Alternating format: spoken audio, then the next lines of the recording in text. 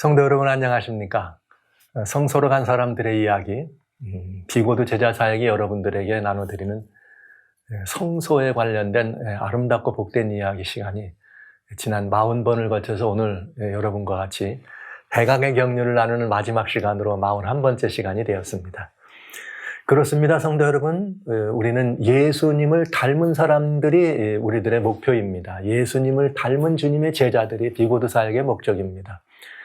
그래서 예수님을 닮기 위해서는 예수님을 잘 알아야 되고, 그래서 그 예수님을 잘 알기 위해서는 우리는 비고도 사역의 챕터 2에서 정말 이제 또 다른 이 두 장막에서 무엇보다도 먼저 예수 그리스도의 그 모든 그 보혈이 그야말로 응축되고 거기에 이렇게 인베드 함유되어 있으면서 우리들의 구속의 이치와 또 그리스도인의 그 삶이 그 구속의 이치를 영접함으로 말미암아 우리들의 삶 속에서 어떻게 이것이 예수님의 생명이 구현되는가 하는 이것이 제자사역의 목표요, 또 우리가 양질의 제자사역을 나눠드릴 수 있는 그 질이기 때문에 지난 40번에 걸쳐서 이 성소로 간 사람들이라고 하는 이 말씀으로 성경 가운데 들어있는 가장 아름다운 그런 예표라고 하는 말은 예언과도 같은 의미가 되죠. 미리 주신 하나님의 그런 제도들을 통해서 주님의 놀라운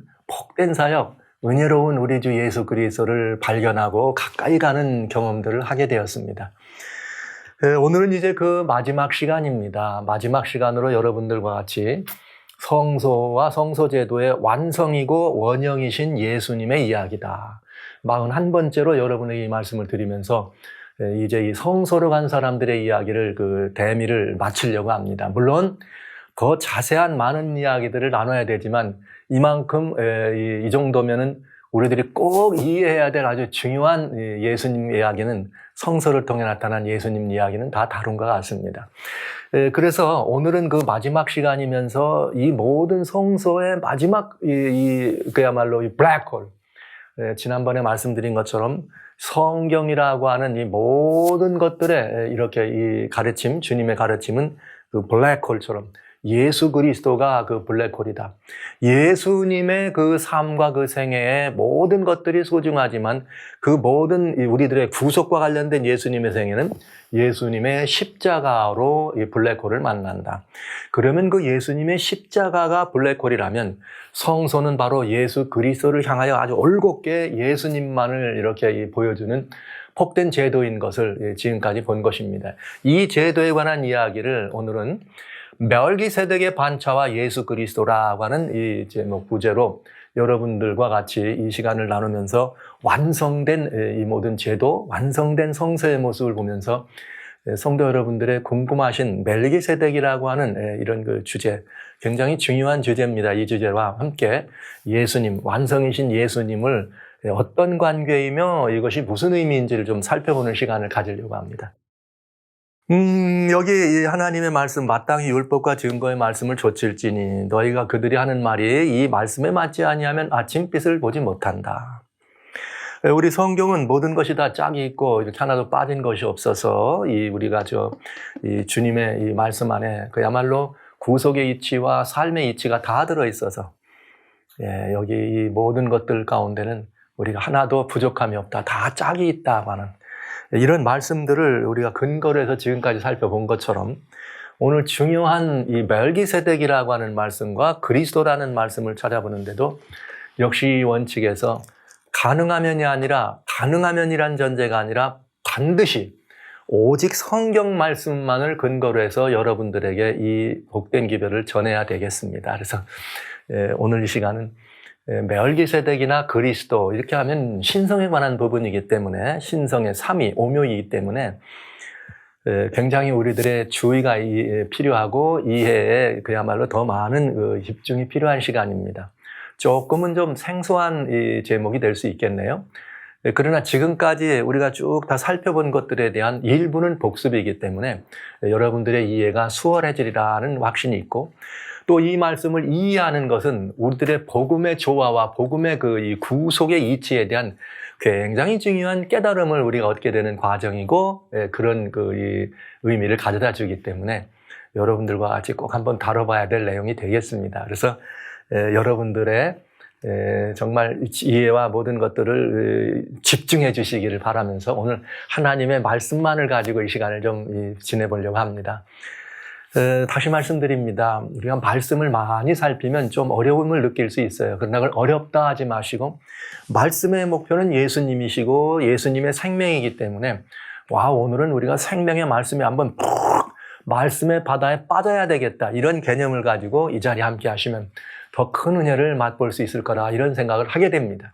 자, 그럼 지금까지 우리는 성소 제도라는 것이 전반적으로 예수님의 이 그림자다 하는 이런 이 부분을 돌아봤어요. 그래서 성소의 종류, 어디에 있느냐에 따라서 성소의 종류도 살펴봤고요. 그다음에 성소가 어떻게 이렇게 이 역사 속에서 성소가 진행돼 왔는지도 살펴보았습니다. 그리고 그 성소가 어떤 제도와 그리고 그 성소 제도 안에는 어떤 구원의 이치가 포함됐는지를 자세히 살펴보았죠.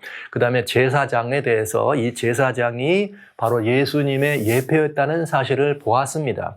그리고 제사장의 사역은 중요한 5가지 제사가 있고 매일 드리는 제사가 있고, 그 다음에 이것들을 통틀어서 성소 안에서 그저 똑같은 일만 하는 것이 아니라 이것이 역사적으로 어떻게 이 구속의 역사가 진행되는지를 아주 정확하게 보여줬던 7가지 절기, 그리고 이 절기 가운데는 7절기와는 별도로 1년 안을 구속의 모든 역사를 1년으로 만들지 아니하고 역사의 모든 과정 속에서 주님의 구속의 역사를 한마디로 표현해준 2가지 이 해가 있죠. 그건 뭐냐? 면제년이라고 하는 이 하나님이 세워놓으신 해. 모든 부채를 탕감해 주듯이 우리가 죄의 빈문서인 우리 모든 것을 탕감하고 우리를 이 모든 사망의 빛으로부터 해방시켜 주신 면제년. 그리고 또 하나는 희년, 7년마다 한 번 오는 면제년. 이것이 징검다리처럼 7번 반복되면 마지막으로 50년째 오는 희년. 그래서 잃었던 우리의 모든 것들, 사단에게 빼앗기고 찬탈당하고 잃었던 우리의 모든 것들이 회복돼서 원래 소유지인 우리에게로 하나님께서 돌이켜주시는 놀라는 희년에 관한 이야기까지.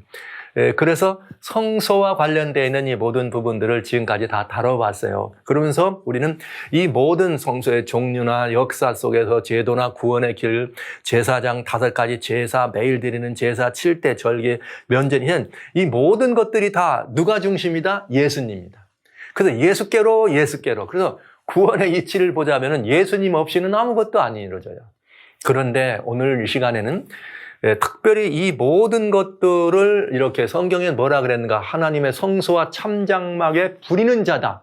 그러니까 이 모든 것들을 미니스트리, 섬기고 관리하고 이것들에 대한 모든 것들을 경영하는 사람들을 제사장이라 그랬을 때, 지금까지 본 것은 제사장이 그러니까 가장 중요해요, 이 제도 가운데. 근데 이 제사장이 누구를 예표했는가 하는 것은 보았지만, 어떻게 이 성소 제도가 이 모든 것들이 다 완성된 원형이신 예수님을 만났다는 걸 다 보았거든요. 그러나 이 제사장은 그 원형 되시는, 즉 예표로 보여졌던 예수님, 그러니까 그 원형 되시는 예수님을 어떻게 대면하게 되었는가, 완성하셨는가 하는 제사장 사역의 완성을 우리가 보면서 성소 제도의 완성, 그리고 성소와 성소 제도의 원형이 누구신지를 보면서 오늘 이 성소에 관한 이야기를 발음하려고 하는 것입니다. 그게 굉장히 중요해요. 그래서 제가 제사장을 처음에 이 부분을 다룰 때 맨 마지막 시간에 다시 한번 이 제사장 관계를 말씀드리겠습니다 하면서 삼위 하나님의 오묘 제가 말씀드렸습니다. 삼위 하나님과 매우 깊은 관계가 있다. 왜냐? 제사장이라고 하는 말은 중보라고 하는 이야기죠. 하나님과 죄인 사이의 중보. 그러나 이 중보라고 하는 것은 꼭 우리가 죄를 지었을 때만이 아니라 영원한 때 전부터 하나님과 인간 사이는, 그는 하나님 앞에 우리 모든 피조물들이 나갈 수가 없기 때문에 하나님과 인간 사이는 예수 그리스도라고 하는 중보의 직분, 중보가 그 하나님과 우리 사이에는 영원 전부터 필요한 것이었다는 것을 여러분에게 말씀드렸습니다. 그러다가 죄가 들어왔을 때는 그 중보의 내용이 하나 더 포함됐죠. 구속이라는 내용입니다. 죄로부터 우리를 건지시는, 이것이 거대한 주님과 이 죄인 사이의 관계 속에서 죄로부터 우리를 건지시는 이야기까지가 포함되면서 제사장 이야기가 진행되는 말씀을 드렸어요. 그래서 오늘 그 완성에 관한 부분을 좀 드리려고 합니다. 근데 이것이 완성이라고 얘기했을 때 이 성경은 우리들에게 그냥 제 개인의 생각이나 제가 여러분들에게 뭐 어떤 목적을 가지고 어떤 논리를 이렇게 여러분들에게 전달하기 위해서 예수님이 완성이다 이렇게 말씀드린 것이 아니고, 이 모든 제도들이요, 골로새 2장 16절로 17절, 이거는 제가 특별히 이 절기를 이야기할 때는 계속 말씀드렸어요. 그러니까 최소한 10번 이상을 여러분에게 이 말씀을 드렸는데, 먹고 마시는 것이나 절기나 월삭이나 안식일을 인하여 누구든지 너희를 편론하지 못하게 하라. 이 말은 곧 성소 제도와 깊은 관련이 있는 구약의 제도 가운데 특별히 성소 제도와 관련이 있다. 절기란 말은 7가지의 절기였고요. 월삭이란 말은 초하루라고 하는 말씀이고, 안식일 또 제7일이 있고, 모든 이 절기 속에 있는 안식일이 있고요. 이런 모든 것들은 장래일의 그림자다. 그러면 장래일의 그림자란 말은 몸이 있다는 뜻이죠. 이건 장래일이니까 앞으로 이것이 다 원형이 있다는 뜻이에요. 근데 그 원형은, 몸이란 말은 원형은 그리스도의 것이니라. 그러니까 이 모든 것들은 다 누구를 지칭한다? 예수님이 완성이고 예수님을 지칭한다는 말을 이 성경이 얘기하는 것입니다. 그러면 이 신약 성경은 구약의 완성이요 또 성취를 보여주는 것이니까 여기 골로새서만 이 말이 있는 것이 아니었다. 갈라디아서에서는 이 사도 바울은 뭐라고 말했는가 하면, 이제 너희가 하나님을 알 뿐더러 하나님의 아신 바 되었거늘. 여기 정말 굉장히 중요해요. 저는 이 말씀을 읽을 때마다 너무 마음이 설레요. 하나님을 우리가 알았는데 그만이 아니라 하나님의 아신 바 되었다. 제가 누굽니까? 연약한 사람입니다. 제가 누굽니까? 저 볼품없는 이 연약한 인생입니다. 그런데 하나님이 나를 어떻게 한다? 알아주신다. 할렐루야. 여러분, 우리가 하나님을 아는데, 우리가 하나님을 안다고 하는 이것보다 하나님이 우리를 아신다고 하는 것이 얼마나 위로가 되고 얼마나 힘이 되고 얼마나 용기가 되는지, 여러분 이 말씀이 되죠. 하나님의 아신 바 되었거늘 어찌하여 다시 약하고 천한 초등학문으로 돌아가서, 율법이란 말이에요. 돌아가서 다시 저희에게 율법의 종노를 하려느냐. 그러면서 뭘 하지 말아라? 너희가 날과 날은 안식일에 해당되는 것이고 초하루 월삭에 해당되는 것이고 날에 관한 이야기죠. 그 다음에 달도 역시 마찬가지. 달과 절기는 7대 절기를. 그 다음에 해가 뭐예요? 해는 2가지 있어요. 면제년이 있고 희년이 있다. 안식년이 있다. 이런 해를 지키니 내가 너희를 위하여 수고하는 것이 헛될까 두려워한다. 그러니까 지켜라, 지키지 말아라. 지키지 말라는 거죠. 그러니까 이 통칭해서 간단하게 말씀드리면 성소와 그 제도 안에 있는 이 모든 것들은 다시 어떻게 하지 마라? 지키지 마라. 왜냐? 그걸 지키는 것은 다시 너희가 어디로 가는 거다? 율법으로 돌아가서 종로를 터는 게 된다는 거예요. 거기에 포함되는 게 뭐예요? 날과 절기와 해라고 하는 말을 쓰면서 성소와 관련된 구속의 예표로 주어졌던 모든 것들이 포함된 것을 알 수 있습니다. 다 어떻게 됐다? 하지 말아라.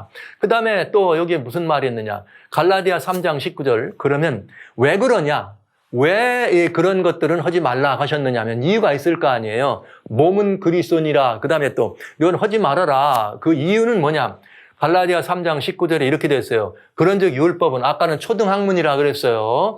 그 율법은 무엇이냐? 범법함을 인하여 더한 것이라. 그러니까 범법이란 말은 법을 범했단 말이에요. 그러니까 여기 주어졌던 율법 넘어서는 하나님이 그 이전에 법이 있었는데 그 법을 어떻게 했게? 범했기 때문에 하나님이 더해 주셨다 이거예요. 뭘 위해서?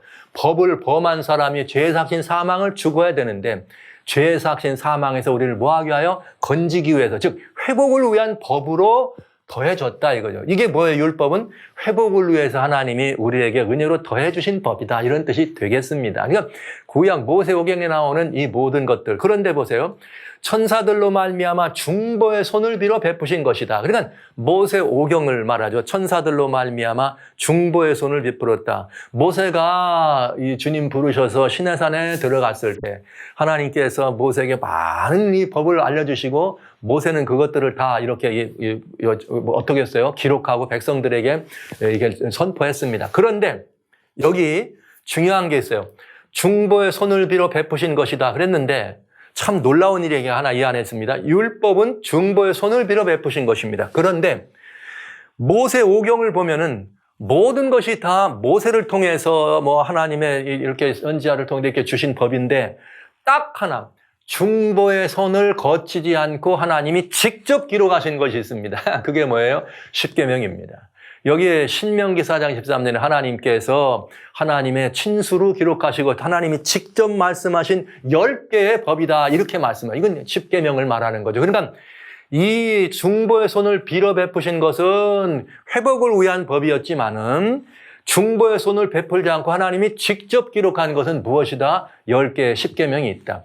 신약 시대에 와서도 하나님이 중보의 손을 빌지 않고 직접 주신 법이 있습니다. 그게 바로 히브리서 8장 10절에 나오는 그날 이후에는 내가 내 법을 내 마음과 생각에 기록해서 나는 내 하나님이 되고 너는 내 백성이다. 이렇게 돼 있어요. 그러니까 이 굉장히 중요한 법이 있는데 다 이 율법이라고 하는 것은 중보의 손을 빌어서 모세나 이렇게 선지자들 통해서 주신 것이지만 하나님이 친수로 직접 기록하신 것이 있다 하는 건 여러분 그냥 알아주시면 되겠고요. 그런데 중보의 손을 빌어 베푼 것은 약속하신 자손이 뭐 할 때까지다? 오실 때까지. 약속하신 자손이 누구예요? 예수님이죠. 그러니까 모세에게 말씀하신 모든 율법은 다 누구까지를? 예수님이 오실 때까지를 말씀하신 것입니다. 그러나 한 가지 있다 그랬어요. 중보의 손을 빌지 않은 법이 하나 있다. 그건 뭐다? 십계명이다 하는 것은 이 성경의 이야기이기 때문에 여러분이 꼭 기억해 주시면 좋겠습니다. 자, 그런데 이렇게 이 모든 구약에 나와 있는 그 율법 중에 구속의 이치와 역사에 대해서 아주 자세히 설명해 준 의식법이라고 하잖아요. 이게 모제인 가운데 세리모니아 여러 가지 다양한 의식을 통해서 우리가 구속에 나가는 길들을 예표해 준 법이 있다. 그게 이제 우리 의문에 속한 계명의 율법 이런 말씀을 하시면서 성서제도예요. 그런데 이 성서제도는 구속에 관련된 대단히 중요한 걸 40번 여러분들이 보셨습니다. 그런데 이 성서제도도 뭐냐? 히브리서 9장 8절로 10절에 성령이 이로써 보인 것은 첫 장막이 서 있을 동안에 이건 개역 한글판에는 성소로 되어 있지만 원래는 지성소입니다. 지성소에 들어가는 길이 아직 나타나지 않았다. 이 장막은 현재까지의 비유인데 이에 의지하여 드리는 예물과 제사가 섬기는 자로 그 양심장 온전케 할 수 없나니 이런 것은 먹고 마시는 것과 여러 가지 씻는 것과 함께 육체 엽법만 되어 개혁할 때까지 맡겨둔 것이라. 이 말씀은 무슨 말이냐?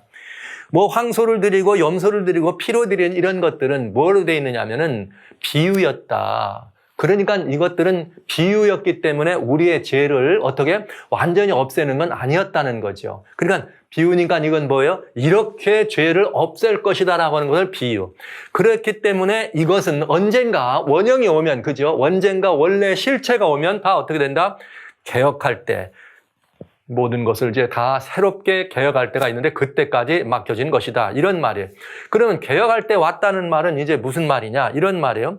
히브리서 10장 19절로 20절에 보면 그러므로 형제들아 우리가 예수의 피를 힘입어서 성소, 지성소에 들어갈 담력을 얻었나니 여기는 8장부터 10절까지 9장 8절 10절은 들어갈 수 있다 없다? 없다. 뭐 할 때까지는? 안전한 것이 올 때까지는. 그런데 여기 그러므로 이제는 우리가 예수님의 피로 여기를 들어간다 그러면 완전한 것이 왔다는 얘기죠. 아주 분명해져. 너무 쉬워요. 그죠? 들어갈 수 없다. 길이 나타나지 않았다. 그런데 여기 10장에는 들어갈 수 있다 그랬어요. 그러니까 뭐가 왔다는 거예요? 완성됐다는 것이죠. 이게 이 안에 들어있는 거예요. 그래서 그 길은 뭐냐? 여기는 들어갈 수 없는데 들어가는 길이 나타나지 아니했는데 이번에는 그 들어가는 길이 뭐냐? 우리를 위하여 휘장 가운데로 열어놓으신 새롭고 산 길이요 휘장은 곧 저의 육체니라. 할렐루야. 예수님께서 그 길을 열어주셔서 이제는 어떻게 한다? 지성소로 들어간다. 그러니까 이제는 뭐가 왔다는 거예요? 완성된 것이란 뜻이요 실체가 왔다는 것이죠. 그렇게 해서 지성소에 들어가니까 완성됐으니까 어떻게 된 말이냐? 이제 8장 1절에 이러한 중요한 것은 대제사장이 우리에게 있는데 그가 하늘 위에서 위엄의 보좌 우편에 앉았다. 보좌 우편에 있대요. 그렇기 때문에 우리는 어떻게 해야 되느냐? 예수님을 따라서 거기를 들어가는데 그러므로 골로새 3장 1절에 그리스도와 함께 다시 살리심을 받았으면 딱 나오네. 여기 그리스도가 대제사장이죠. 그런데 거기에는 그리스도께서 하나님 우편에 앉아 계시니 할렐루야. 우리가 예수님과 함께 살림을 받았으면 하나님 보좌 우편에 그리스도가 앉았으니까 함께 살림 받았으니까 예수님 앞에 그리스도 우편에 앉아 계신 예수님 앞에 어떻게 할 수 있다는 거예요? 나갈 수 있다는 거죠. 완성됐다는 것입니다. 그래서 그렇기 때문에 히브리서 4장 16절에는 그러므로 우리가 긍휼하심을 받고 때를 따라 돕는 은혜를 얻게 하여 은혜의 보좌 앞에 담대히 나타나가 할 것이니라. 이건 뭐예요? 이제 우리가 죄로 말미암아서 나갈 수가 없었는데 예수님이 죄값을 완전히 갚았으니까 이제는 나갈 수 있는 길이 열렸다. 이 말이죠. 열렸다. 설명해 드리면. 그러니까 우리는 이제는 어디로 들어간다? 은혜의 보좌 앞으로 나간다. 구약 당시에는 이걸 예표로 보여줬어요. 그래서 지성소라고 하는 곳이 있는데 거기는 들어가 못 들어가? 못 들어가. 1년에 한 번만 온전한 그 실체로 오셔서 들어갈 수 있는 것을 보여주신 그때로만 대속죄라고 하는 속죄일 때만 들어갔습니다. 그러니까 거기는 뭘 의미하느냐? 보좌는 바로 지성소는 보좌를 의미하는 것임을 알 수가 있다는 거죠. 그래서 출애굽 25장 21절로 22절에 예표로 준 거예요. 속죄소를 궤 위에 얹고 내가 내게 줄 증거판을 궤 속에 넣어라. 증거판이란 말은 아까 뭐가 있었느냐? 여러 가지 다양한 율법들은 하나님이 중보의 손을 빌어줬지만 이 증거판 10계명만은 하나님이 친수로 기록했단 말이에요. 그러니까 하나님이 직접 기록해서 돌판에다가 모세들어 너 깎아서 써라 안 하시고 모세가 그 판을 깨뜨렸을 때는 돌판 깨뜨려 와라 가져와라 해서 가져오니까 하나님이 친수로 기록하신 거예요. 그래서 그 위에 언약궤 안이라고 하는 궤 안에 그걸 친수로 기록한 계명을 넣고 그 위에는 뭐냐? 속죄소, 말대로 속죄소가 뭐예요? 죄를 용서하는 것이죠. 그것을 다른 말로 시은 자, mercy seat, 은혜를 베푸는 자리다. 이렇게 돼 있는 거예요. 그러니까 은혜의 보좌란 말은 용서가 이루어지는 것이에요. 그리고 거기서 내가 너와 어떻게 하고 만나고 왜? 범죄한 죄인은 하나님께 나갈 수 있는 길이 있다 없다? 없다. 그런데 이제는 어떻게 됐어요? 지성소에서 하나님과 만날 수 있답니다. 어떻게 해서? 예수님을 어떻게 보혈을 의지해서 그 뒤로 들어가면 완성됐기 때문에 이제는 갈 수 있다. 이렇게 돼 있는 거예요. 성소제대 완성이. 너무나 단순한 이치인 것입니다. 그렇죠? 요약합니다. 십자가 이전까지는 지성소로 나가는 길이 나타나지 않았으나 아까 히브리서 8장에 읽어드렸어요. 그때까지는 나가지지 않다. 그러나 주님의 보혈로 지성소로 나가는 길이 우리에게 열렸다. 즉 예수님이 십자가에서 돌아가셔서 우리의 죄값을 갚으셨으므로 말미암아 이제는 하나님과 우리 사이의 관계의 벽이 허물어져서 우리가 지성소로 나가는 길이 열렸다. 이 지성소는 알고 봤더니 뭐예요? 하나님의 보좌를 예표한 것입니다. 그러니까 예수님이 이 지성소로 들어가셨다 한 말은 예수님이 하나님의 보좌 우편에 앉으셨단 말이고 예수님이 하나님의 보좌 우편에 앉으셨다는 말은 우리들로 하여금 어떻게 하라는 거예요? 그 보좌 앞으로 나오라는 말이다. 이 말입니다. 그래서 이것이 성소제도의 원형이며 구속의 완성을 보여주는 이야기입니다. 그래서 이렇게 성소제도 오직 예수 그리스도께서 이 모든 것을 완성하셨다는 것을 우리는 보게 되는 것이죠. 자, 이것이 아주 중요한 이치였습니다. 그래서 이 성소제도는 지금까지 여러분이 보신 것처럼 예수 그리스도 안에서 다 어떻게 됐다? 완성됐다. 그런데 완성됐는데 이번에는 그 완성된 이 모든 것들을 이루시는 분이 섬기는 분이 누구다? 제사장이다. 그러면 그 완성되었다고 하는 그 이후에 제사장 제도는 어떻게 되느냐? 이게 남은 거예요, 이제. 모든 것이 완성됐는데 예수님이 하나님 보좌 위에 대제사장으로 앉으셨다고 했으니 대제사장이 되셨으니 그러면 이 제사장 제도는 어떻게 되는가? 이 제사장 제도의 예표가 아니라 완성과 원형이 무엇인지를 살펴볼 필요가 있다고 하는 것입니다. 그래서 오늘 여러분과 같이 이 성소의 모든 이야기의 대미를 이 제사장 제도의 완성으로 살펴보게 된 것입니다. 확실하죠? 성경에 아주 조금도 분명하게 의심할 여지 없이 조금도 이해하지 못할 것도 없어요. 히브리서 8장과 10절을 보면 아주 쏴르륵 다 나와 있어요. 완성됐다. 몸은 뭐라? 예수님이다. 이 모든 제도들은 그림자다. 그러면 언제 없어진다? 약속의 다선이 오시기까지다. 이것들은 중보의 손을 빌어서 한 것이다. 이렇게 됐습니다. 그러나 꼭 중보의 손을 빌었다고 하실 때 중보의 손을 빌지 않고 직접 기록하신 하나님이 돌비에 쓴 것. 그 다음에 지금은 십자가 이후에는 어디다 쓰시고 우리들의 신비에 쓰신 것은 직접 친수로 기록하신 것이다 하는 사실만 기억해 주시면 됩니다. 신약에서는 이 계명을 엔톨레라. 그 다음에 모든 구약의 율법에 대할 땐 노모스다 하면서 구분이 되어 있는 것을 우리가 알 수가 있습니다. 자, 그러면 이제는 이 제사장에 대해서 조금 더 이제 완성을 해봐야 되겠어요. 그러면 자, 보시죠. 제사장의 예표는 예수님을 보여주는 거라 그랬습니다. 그런데 여러분, 예수님이 제사장이라고 할 때 여기 굉장히 중요한 게 있어요. 보시죠. 히브리서 5장 6절로 7절에 이렇게 되어 있어요. 이와 같이 그리스도께서 대제사장 되심도 스스로 영광을 취함이 아니요 오직 말씀하시니가 저더러 이르시되 너는 내 아들이니 내가 오늘 너를 낳았다 하셨고, 이번에 예수님이 뭐라 그래요? 대제사장이다. 그런데 이번에는 또 뭐라 하냐면, 또한 이와 같이 다른 데서는 내가 영원히 멜기세덱의 반차를 줬는 제사장이라 하였다, 이렇게 돼 있네.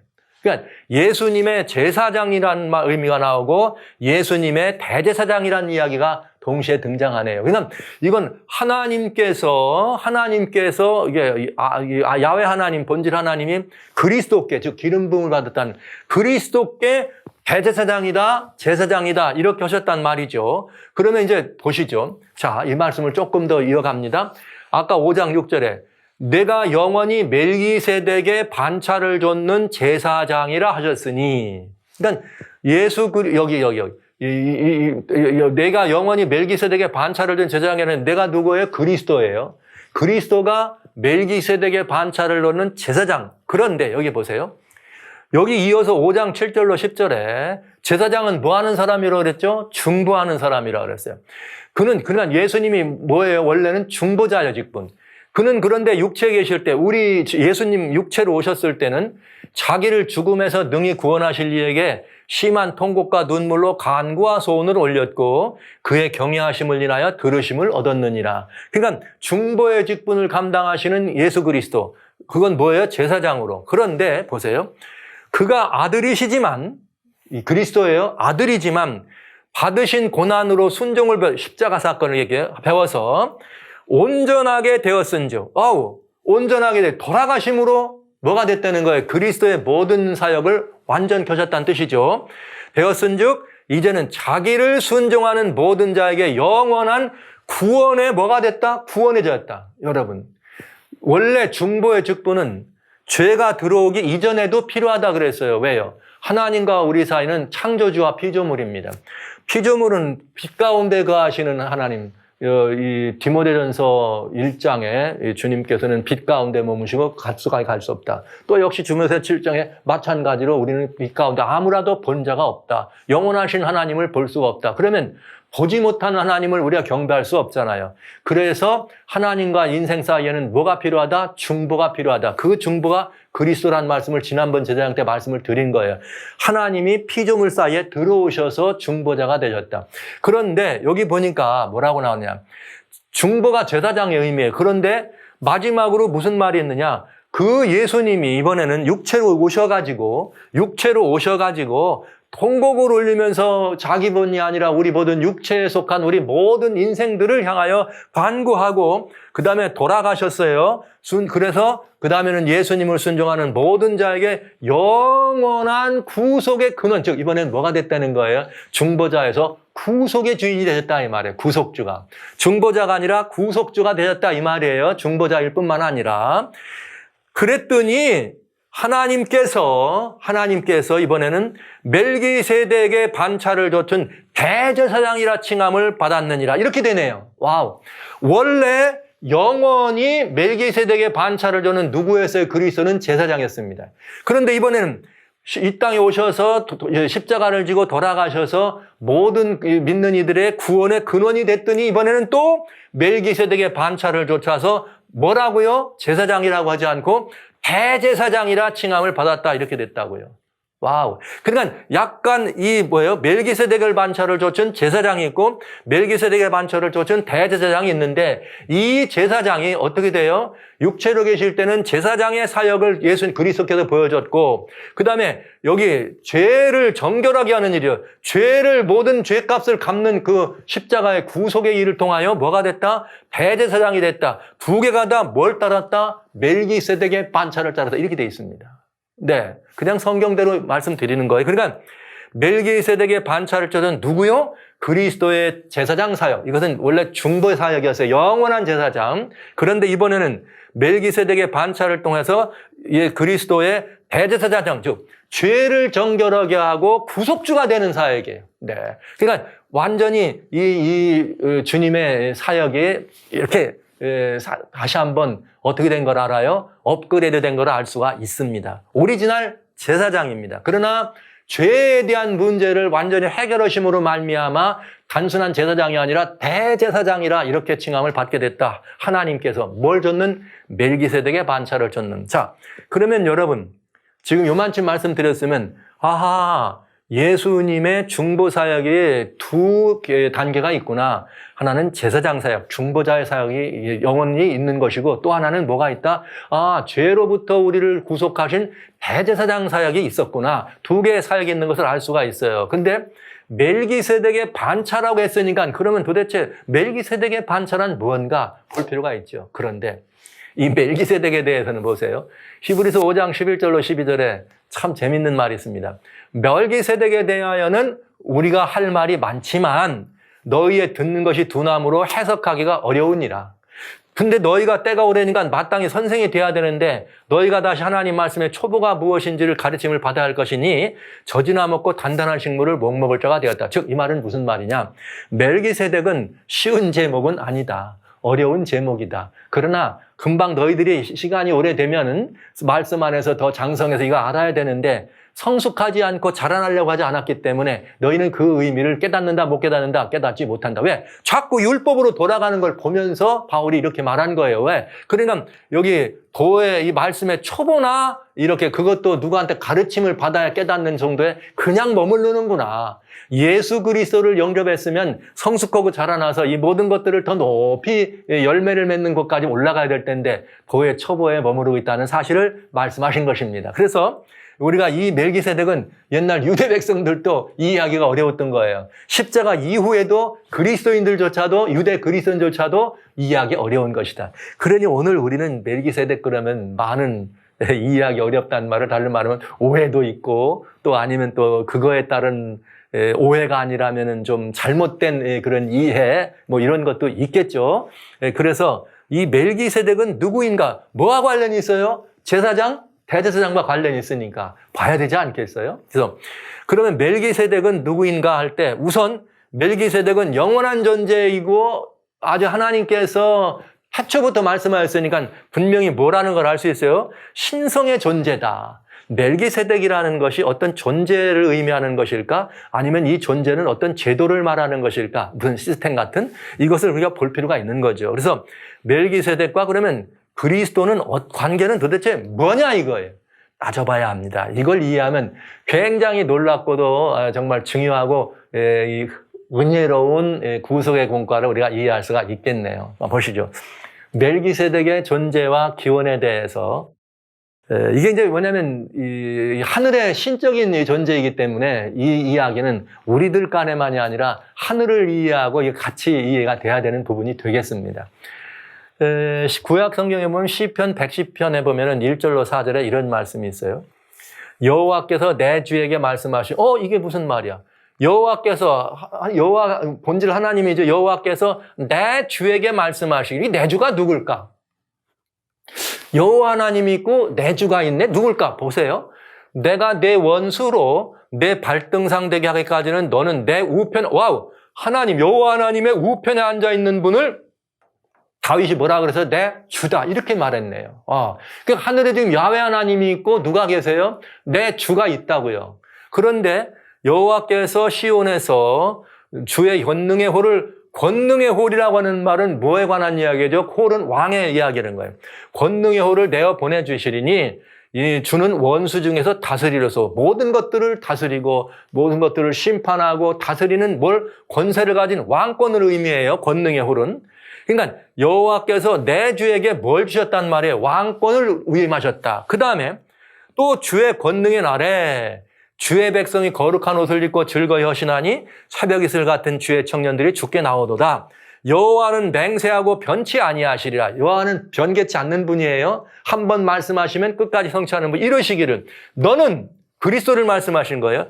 멜기세덱의 반차를 조차 영원한 제사장이라 하셨도다. 이건 뭐예요? 제사장권. 그러니까 여기 여호와께서 내 주에게 왕권과 제사장권을 어떻게 했다? 맡겼다. 이렇게 된 거죠. 예, 간단해요. 근데 여기 보면은 The Lord said to my Lord. 여기 로드는 야훼라는 뜻이고요. 여호와 하나님, 야훼 하나님이라는 뜻이 여기 말은 그냥 아돈이라고 복수로 되면 아도나이 이렇게도 하고 또 여호와를 아도나이라고 뭐 이렇게 용어상 문제인데 그건 뭐 여러분 꼭 이렇게 보셔도 되겠습니다. 여기 야훼께서 내 주 아돈에게 아돈은 로드, 마스터, 오너, 주인, 주인님 이런 말이 신약에서는 다 뭐라 그랬어요? 마스터, 주여 이렇게 표현했죠. 그러니까 여러분 아시는 것처럼 하나님, 야훼 하나님이 내 주에게 이런 말씀을 했다. 그럼 이 내 주가 누구냐? 이거 예수님이 직접 해석하셨어요. 보세요. 누가복음 2장 41절로 44절에 예수께서 저에게 이르시되 사람들이 어찌하여 그리스도를 다윗의 자손이라 하느냐? 이렇게 예수님이 메시아가 이 땅에 올 때 계실 때 사람들이 그는 다윗의 자손이다. 즉 다윗의 육신의 계보로만 생각하고 다윗의 자손으로 예수님 메시아가 온다 생각한 거예요. 그랬더니 예수님이 어떻게 그게 육신의 자손인 그 혈통으로 따져서 다윗 자손이라고 하느냐. 들어봐라 하면서 아까 시편 말씀을 인용해. 시편에 다윗이 친히 말하였을 때 주께서 내 주께 이르시되 내가 내 원수를 내 발등 세울 때까지 내 우편에 있으라 하였은즉 다윗이 그리스도를 주라 칭하였으니 그러니까 아까 시편 110편에 말한 주께서 내 주께 여호와께서 내 주께라고 하는 이 주는 누구를 말하는 거예요? 그리스도다 이 말이에요. 그렇다면 그리스도가 어떻게 다윗의 자손이 되겠느냐? 즉 다윗이 그를 그리스도라 하늘에 계신 그리스도라 했는데 어떻게 그분이 다윗의 육신적 계보가 되겠냐 이 말씀을 하신 거예요. 이것은 그리스도의 뭘 말하는 거죠? 메시아 그리스도의 존재의 기원이 뭐라는 거예요? 신성의 출발이라는 걸 말씀하신 것이죠. 그러니까 그리스도가 아까 110장을 본다면 그러면 그 주께서 여호와께서 내 주에게 말하는 것이 왕권을 주고 제사장권을 줬단 말은 곧 예수님의 설명을 들어보면 그 주는 그리스도를 말하는 것이니까 그리스도가 권능의 누구고 왕도 되시고 그리스도가 멜기세덱의 반차를 잡든 뭐도 되신다? 제사장도 되신다. 답이 간단하네요. 이렇게 돼 있네요. 이 말씀을 우리 다윗이 시편에 기록한 말을 보면 조금 더 자세하게 멜기세덱의 반차와 관련되어 있는 더 이 자세한 말을 볼 수가 있습니다. 보시죠. 시편 2편 1절에 세상의 군왕들이 나서며 관원들이 서럽게 하며 여호와와 그 기름 부은 자를 대적한다. 아까 주님이 뭐라 했어요? 여호와 하나님이 내 주, 즉 그리스도에게 그는 어디 앉아 있다? 우편에 앉아 있다. 그런데 여호와와 그 기름 부은 자, 그리스도를 말하는 거죠. 대적한다. 그럴 때에 하나님께서 6절 7절에 내가 나의 왕을 내 거룩한 산 시온에 세웠다 하시리로다. 내가 영을 전하노라. 여호와께서 내게 이르시되 내가 누구냐면 여기 기름 부음을 받은 자요. 너는 내 아들이라. 그리스도죠. 오늘날 내가 너를 뭐 했다? 낳았도다. 기름 부음을 받은 누구를 보고요? 왕을 얘기한 거예요. 왕을 세우면서 내가 오늘날 너를 낳았도다. 이러면서 이 왕권을 얘기합니다. 그런데 오늘날 낳았도다라는 말이 여기만 있느냐? 아니에요. 히브리서 5장 5절에 이와 같이 그리스도께서 여기도 누구예요? 그리스도께 기름 부음을 받은 자란 말은 그리스도란 말이니까 그리스도께서 대제사장 되심도 스스로 영광을 취한 게 아니고 오직 말씀하시니가 저더러 이르시되 너는 내 아들이니 내가 오늘날 너를 모았다 낳았다 하셨고 할렐루야.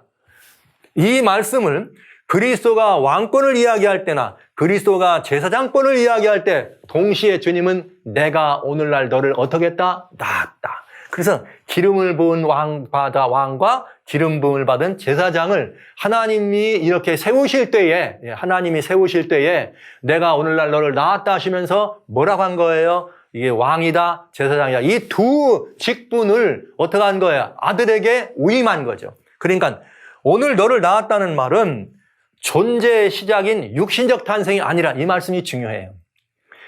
오늘날 내가 너를 낳았다 이 말씀을 가지고 소위 그 워치타워죠. 여호와의 증인이라는 분들은 보라고 여기 하나님이 예수님을 얘기할 때 하나님이 성자 하나님을 보고 낳았다 그랬다는 거예요. 그러니까 낳았어 하는 이 말은 그 존재가 누구 이후란 뜻이에요? 아버지 이후란 뜻이잖아요. 낳기 전까지는 존재하지 않았다는 말이잖아요. 그러니까 그 신성을 뭐 하는 거예요? 부정하는 거지. 왜? 신성은 영원한 때부터 있어야 되는데.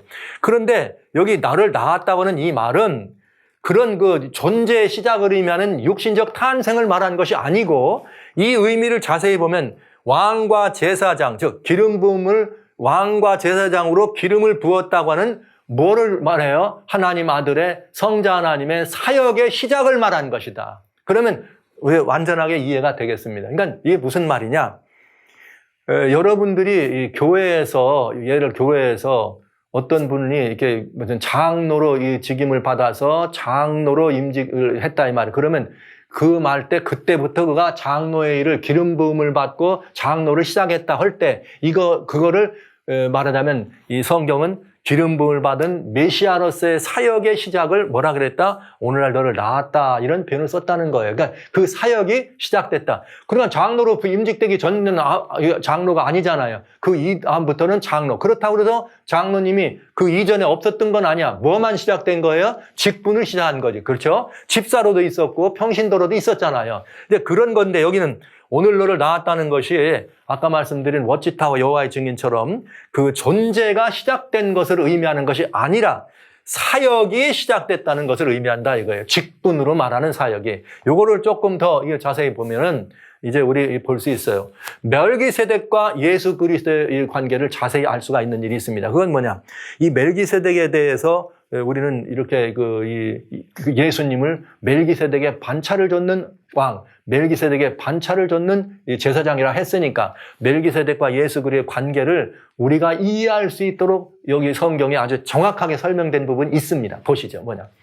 히브리서 7장 1절로 3절에 이 멜기세덱은 살렘 왕이요, 지극히 높으신 하나님의 제사장이라. 그러니까 멜기세덱은 두 직분이 있어요. 멜기세덱이라고 하는 한 존재인데 이분에게는 뭐가 있느냐? 하나는 왕이요, 하나는 뭐라? 제사장이라. 즉 중보자라는 거죠. 이런 두 직분을 가지고 있다. 언제 그 일이 나타났느냐? 아브라함이 이렇게 그 창세기 14장에 조카 롯을 이렇게 찾아올 때 소돔과 고모라가 이게 망해가지고 끌려갔을 때 조카를 찾아오잖아요. 그 모든 이 조카와 함께한 모든 일을 찾아왔을 때 살렘 왕 멜기세덱이 나왔을 때 이게 뭘 줍니까? 이게 모든 11조를 드리죠. 아브라함이 일체 10분의 1을 그에게 나눠주니라. 그 이름을 번역한즉 첫째는 세덱, 의의 왕이요 이렇게 돼 있어요. 그 다음에 멜기세덱은 또 살렘 왕이니 평강의 왕이다. 살렘이란 말은 평강이라는 뜻이니까 멜기세덱이란 말은 의의 왕이요 평강의 왕이라 이런 뜻이에요. 그런데 이 왕의 이름을 번역하면 근데 의의 왕이요 평강의 왕이다. 그런데 하나님의 또 뭐예요? 제사장이다. 이렇게 됐죠. 그런데 이 멜기세덱은 직분으로는 살렘 왕, 평강의 왕, 의의 왕입니다. 왕이에요. 그런데 또 다른 직분은 하나님의 뭐예요? 제사장이다. 중보자라는 뜻이에요. 그런데 그 정체는 뭐냐? 이렇게 돼 있어요. 아비도 없고 어미도 없고 족보도 없다. 이 말은 무슨 말이에요? 태어난 것이 아니란 뜻이죠. 아버지도 없고 어미도 없다는 말은 태어난 것이 아니라 인간의 이해로 봤을 때는 그러니까 이 말은 뭐예요? 태어난 것이 아니라. 그러니까 뭐가 없어요? 족보가 없는 거죠. 왜? 족보가 있으려면 부모가 있어야 되는데 그 이때부터 지적되는 거잖아요. 족보가 없다는 말은 그가 뭐란 뜻이에요? 그 모든 족보의 시작이란 뜻이죠. 그런데 여기 보세요. 재미있죠? 시작한 날도 없고 생명의 끝도 없다. 이 말은 뭐래요? 시작도 없고 끝단 말은 영원하다는 거죠. 뭐가? 존재가. 멜기세덱은 영원한 존재다 이런 뜻이에요. 그런데 이는 마치 뭐와 같으냐? 하나님의 아들과 방불하다. 즉 하나님의 아들이라 이 말이에요. 하나님의 아들로서 시작한 날도 생명의 끝도 없다. 영원한 존재다. 아버지 하나님만이 아니라 아들 하나님. 그래서 우리는 삼위 하나님 할 때 아들 하나님의 신성의 삼위의 똑같은 동일한 아버지 하나님과 본체의 영광의 광채의 형상의 광채단 말을 한 것입니다. 그렇게 처음부터 항상 뭐로 있느니라? 제사장으로 있느니라. 그냥 처음 존재부터 뭐예요? 제사장이야.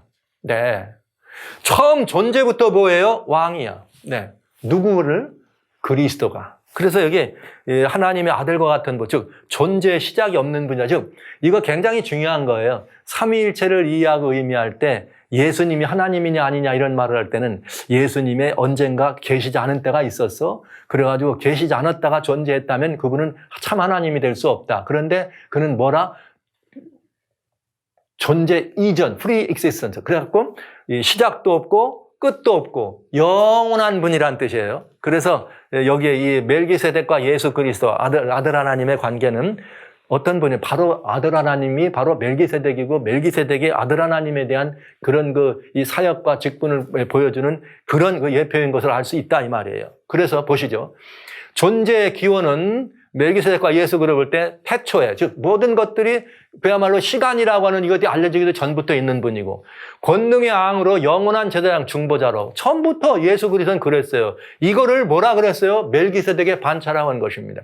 이 땅에 이제 이렇게 오셔서 예표의 사람, 아담은 오실자, 누구죠? 예수 그리스도의 예표라. 그래서 노아까지 와서, 노아는 뭘 하죠? 다 죽었어. 아무도 없어. 그러면 노아나 아담이나 똑같죠. 뭐가 되는 거예요? 제사도 드리고 모든 민족을 시작하는 의미에서 20분 하다가 살레망 멜기세덱이 등장합니다. 이제 인구가 늘어나기 시작합니다. 아브라함도 그에 가서 누구로? 왕이고 무엇으로? 하나님의 대제사장이기 때문에 드립니다. 그러면서 그 역할이 이제 아브라함에게 어떻게 돼요? 옮겨져. 왜? 아브라함이 누가 돼요? 모든 열국의 아비가 되잖아요. 그게 옮겨집니다. 그런데 이 살레망의 왕이 가지고 있는 멜기세덱의 왕권과 제사장권이 아브라함 때부터 분화되기 시작해. 왜? 아브라함이 제사장 역할을 하면서 살레망 멜기세덱에게 그 모든 것들을 드릴 때, 11절을 드릴 때, 그때 레위 자손은 아브라함의 허리에 있었느니라. 히브리서 7장에 있는 이야기예요.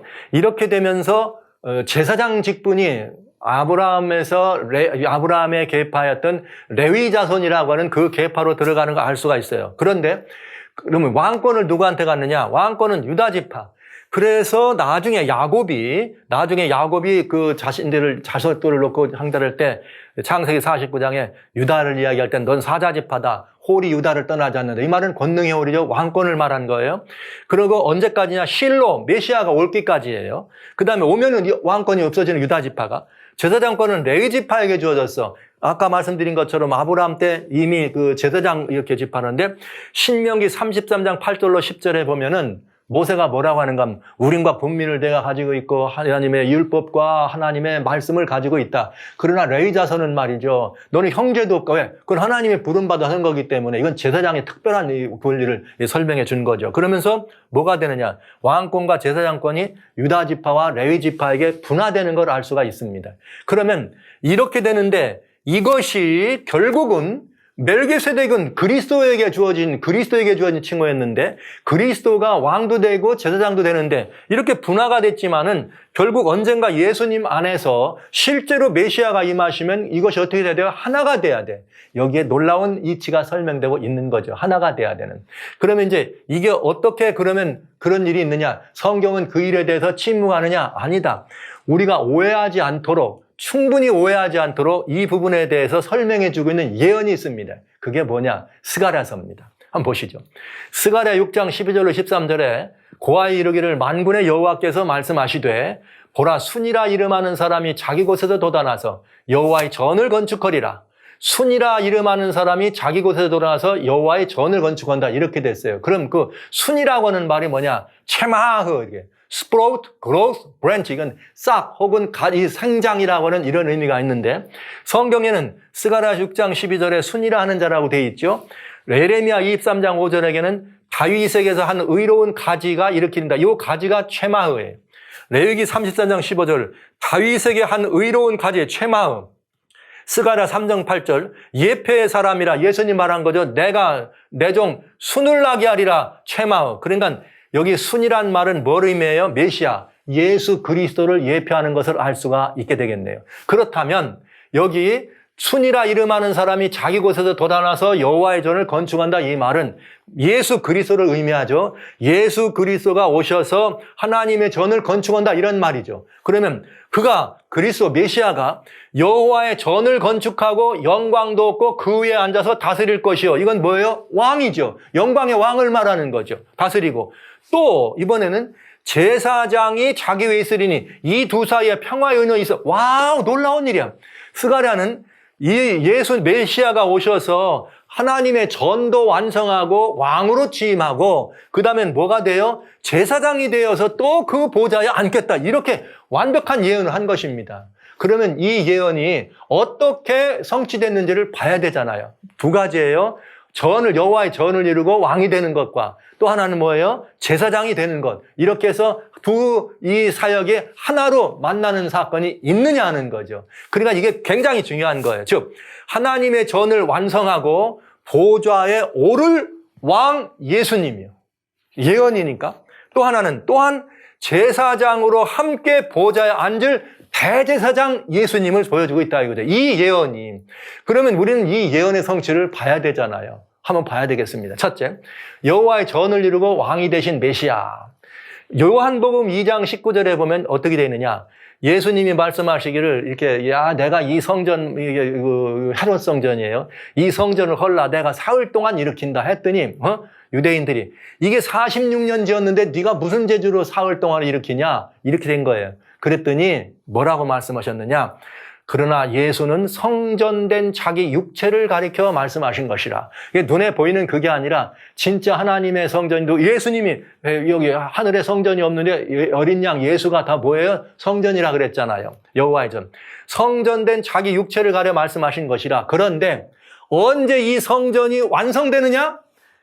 죽은 자 가운데 살아나신 후에야 제자들이 이 말씀하신 것을 기억하고 성경과 및 예수의 하신 말씀을 믿었더라 이렇게 돼 있어요. 즉 예수님이 돌아가셔서 부활하심으로 말미암아 뭐 된 거예요? 이 성전을 사흘 만에 일으키신 것이다. 그래서 완성시킨 게 여호와의 전을, 허물어진 여호와의 전을 완전히 완성시킨 여호와의 전을 세우시는 메시아를 말합니다. 그럼 여호와의 전만 세우냐? 아니죠. 여기 요한계시록 1장 5절에 놀라운 말이 있습니다. 충성된 증인으로 죽은 자들 가운데서 먼저 나시고, 즉 부활하셨어요. 부활하실 때 부활하심으로 뭐가 되느냐? 땅의 임금들의 머리가 되신 예수 그리스도. 할렐루야. 그러니까 성전을 부활하심으로 어떻게 됐어요? 완성하고 그 전에 앉아서 뭐 한다? 다스리는데 다스리는 왕 아닙니까? 왕들의 뭐가 된 거예요? 머리가 됐단 말은 왕 중 왕이 되셨다 이 말이에요. 뭐 하심으로? 부활하시고 부활하시면서 어떻게 하면서 이 모든 일들을 성취하신 것을 보는 거죠. 완전한 예언의 성취인 것을 보는 거죠. 스가랴서 6장에 나오는. 그러면 이번엔 무슨 예언이 또 있어요? 뭐가 있어야 돼요? 제사장 예언이 있어야죠. 보시죠. 부활하심으로 저 여호와의 전을 다시 완성하시고 이게 허물어진 여호와의 전을 완성하시고 땅의 임금들의 머리가 되신 메시아 왕 중 왕으로 등극하셨을 뿐만 아니라 두 번째로 죄를 정결하게 하시고 대제사장이 되시는 거예요. 보시죠. 히브리서 5장 8절로 10절에 그가 아들이시라도 고난으로 순종을 배워 돌아가심으로 뭐 한 거예요? 죄값을 다 갚는 일을 한 거죠. 온전하게 되었은즉 그래서 자기를 완전히 죽게 함으로써 온전하게 됐은즉 자기를 순종하는 모든 자에게 영원한 구원의 근원이요. 구원의 근원은 뭐만이 가능해요? 죄의 값을 갚아서 죄의 삭을 갚아서 죄로부터 우리를 어떠하게 정결하게 하는 것만이 우리가 구원을 될 수 있는 유일한 길이고 예수님이 오셔서 그 일을 이루셨기 때문에 오직 예수님만이 구원의 뭐가 된 거예요? 근원이 되신 것이요. 그랬더니 하나님이 멜기세덱의 반차를 좇은 대제사장이라 칭하심을 받았느니라. 정확하죠. 이번에는 중보자로서 단순한 제사장 메시아가 아니라 처음부터 이제는 죄를 정결하게 하는 일을 하셨기 때문에 완전하게 되셨고 온전하게 되신 다음에는 뭐가 된 거예요? 대제사장이 되셔서 어떻게 대제사장이 칭함을 받았느니라. 여기 히브리서 1장 3절엔 뭘 하겠느냐? 이렇게 됐어요. 이는 하나님의 영광의 광처, 예수님을 말한 거예요. 아들 하나님, 본체 형상이라. 능력의 말씀으로 만물을 붙드시는데 죄를 정결하게 하는 일을 하시고 죄를 정결하게 했단 말은 죄의 삭을 갚음으로 말미암아 죄를 없이 했다는 말이에요. 그동안 계속 성서 연구를 할 때 이런 말씀드렸어요. 그래 죄를 정결하는 일을 했더니 높은 곳에 계신 위엄에 어디 앉느냐? 우편에. 아까 시편 110편 어디 앉더라? 우편, 하나님의 우편에 앉아있으라. 뭐로서? 제사장으로. 여기 높은 곳에 계신 위엄의 우편에 앉았느니라. 뭘 입어서요? 멜기세덱의 반차를 좇은 제사장이다. 멜기세덱은 신성의 존재였습니다. 신성의 존재로서의 어떤 그 직분이나 사역에 뭘 말한 거예요? 시스템을 말한 거예요. 그것의 구체적인 이 예표는 누구라고요? 예수 그리스도. 그래서 어떻게 된 거예요? 두 번째로 완성이 됐죠. 그래서 죄를 정죄하는 일을 하시고 대제사장으로 하나님의 어디에 앉았다? 우편 보좌에 앉으셨다 이 말이에요. 누가? 예수님이. 이렇게 되면 스가랴 예언의 완전한 성취가 되고 예수님 안에서 왕과 제사장으로 앉으신 멜기세덱이신 예수 그리스도를 우리는 보는 거죠. 얼마나 놀라운 일이고 엄청난 이런 은혜를 보는 것입니다. 모든 것을 완성하신 것이 이렇게 돼서 골로새 3장 1절에 그렇기 때문에 예수와 함께 다시 살리심을 받았으면 위의 것을 찾으라. 왜? 예수 그리스도라 그랬어요. 그리스도가 부활하신 다음에 어디 계셔? 하나님 우편에 앉아 계시니라. 시편 110편, 시편 2편 전부 다 뭐라고 했어요? 하나님 우편에 앉은 권능의 올, 하나님 우편에 앉은 대제사장 이렇게 말씀하셨잖아요. 기름 부음을 받은 자 그리스도. 그러니까 하나님 우편에 앉아 계신데 뭐로? 왕으로. 네. 그 다음에 또 8장 1절. 이제 이렇게 하는 말에 중요한 것은 이러한 대제사장이 있는데, 우리에게 있는데, 그가 하늘에서 우음의 보좌, 어디에? 우편에. 스가랴는 뭐라 그랬어요? 그가 여호와의 전을 건축하고, 그 위에서 다스리며 또 제사장이 돼서 자기 위에서 어떻게 한다? 다스린다. 여러분, 이 놀라운 예언이 완전히 성취된 걸 보는 것이에요. 이렇게 예수님이 앉아 계시기 때문에 우리는 그 앞에 나갈 수 있는데, 그 앉아 계신 하나님 우편을 뭐라 그랬느냐? 보좌 우편에 앉았느니라. 대제사장이 있는데 은혜의 보좌라 이렇게 표현한 것입니다. 그 보좌는. 그럼 왜 그 보좌가 은혜의 보좌냐? 이렇게 말할 수 있죠. 우리 보면 알 수 있어요. 스가랴서를 잘 보시면 알아요. 자, 여기 그가 여호와의 전을 건축해서 영광 뒀습니다. 그 위에 앉아 다스려. 다스리는 건 누구예요? 왕이죠. 그러니까 왕은 다스린다는 말은, 통치한다는 말은 베풀어만 주는 게 아니라 잘못된 것을 징치하는 심판장으로 의미하잖아요. 그런데 또 이번에는 제사장이라 그랬어요. 그럼 제사장은 뭐 하는 자리? 중보하는 자리. 그런데 자기 위에 있는데 이 두 사이에 평화의 의논이 있다. 와우, 놀라운 거죠. 왕은 죄는 어떻게 해야 돼? 죽어야 돼. 그러나 제사장은 뭐라 그래요? 대제사장은 뭐예요? 내가 죄를 정결하게 했으니까 저 죄의 싹을 내가 갚았으니 저는 어떻게 해야 돼? 죽을 죄가 없습니다. 그러면 이 둘이 하나예요. 예수님이. 이 그리스도가 이 둘을 동시에 하니까 그래. 내가 죽어서 갚았으니 너는 누구다? 죄 없다. 이렇게 되는, 이러니까 이 은혜의 보좌라고 하는 말이 이루어지는 것이에요. 거기서 죄가 어떻게 되고요? 용서되고 새로운 우리의 중보의 모든 직분으로 말미암는 이 은혜를 마음껏 누릴 수 있는 계기가 되는 것이죠. 그래서 사망 권세를 이기고 권능의 보좌에 오르신 왕이에요. 임금들의 머리가 되신 왕. 성전을 원전하게 하시고 죄값을 갚음으로 죄를 정결하신 대제사장이 한 자리에 함께 앉아있는 자리에, 이 자리에 한 보좌죠. 거기에 함께 앉아있기에 은혜의 뭐예요? 보좌이다. 왜냐? 거기는 너무 커서 용서받지 못할 죄가 없습니다. 왜? 주님이 돌아가심으로 말미암아 어떤 죄라도 600만 유대인을 죽인 아돌프 히틀러도 용서받지 못할 죄가 아니야. 예수님의 보혈로 나오기만 하면 용서가 있으니까 아무리 커도 모든 죄를 다 용서받을 수 있고, 또 어디느냐? 거기는 너무 멀어서 받지 못할 사랑이 없는 은혜의 자리만, 우주의 주인으로 권능의 자리에 있기 때문에 아무리 먼 곳일지라도 다 누구 안에 있는 거예요? 주님 안에 있는 것이죠. 거기에 사랑이신 주님의 그 사랑에 미치지 못할 자리가 있다 없다? 없다 이거예요. 우주 안에는. 그래서 그 자리가 무슨 자리냐? 은혜의 보좌가 되는 것입니다. 그러니까 여러분, 저는 늘 이런 말씀을 드려요.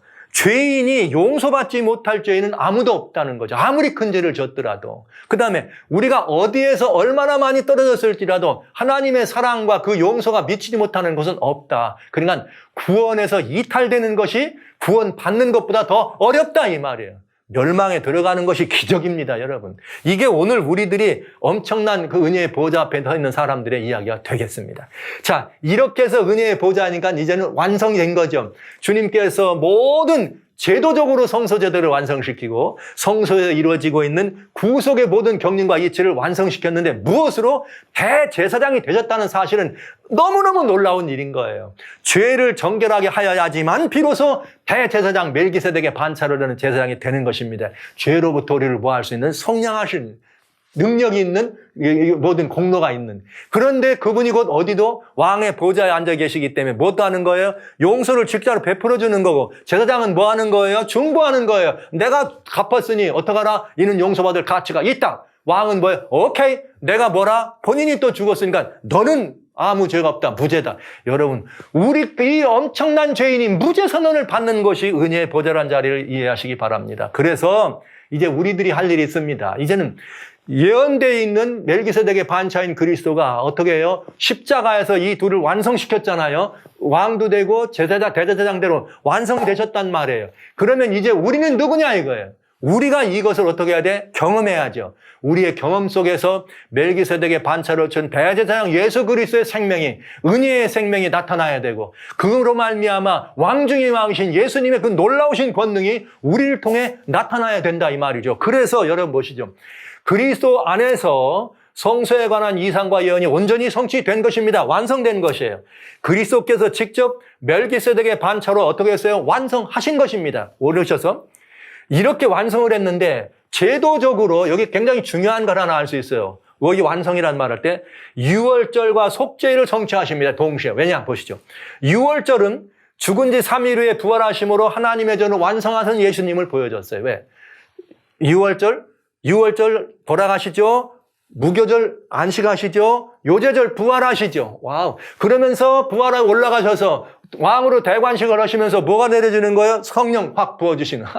그러니까 봄절기로 말한 유월절을 비롯한 그 봄절기는 예수님이 전을 완성하시고 왕의 자리에 오르시는 예수님을 보여준다면, 속죄일은 이번엔 아직 뭐가 남았어요? 제사장이 남았잖아요. 죄를 정결하게 하는 일은, 죄를 정결해서 영원한 구원의 근원이 되는 일은 절기 가운데 어디에 죄를 정결하게 나와요? 속죄일에 나오는 것입니다. 그러니까 대제사장으로 속죄일에 뭘로 하나님 앞에 모든 것들을 올리시고 모든 이스라엘을 어떻게 정결하게 하시는 일처럼 인류의 모든 죄값을 갚으시고 죄를 정결하게 하셨기 때문에 다시는 뭐하는 속죄하는 제사가 없는 영원하고 우리를 거룩하게 하고 온전하게 하셨기 때문에 이젠 뭐가 된 거예요? 대제사장으로 승천하십니다. 그러니까 이게 어떤 일이냐?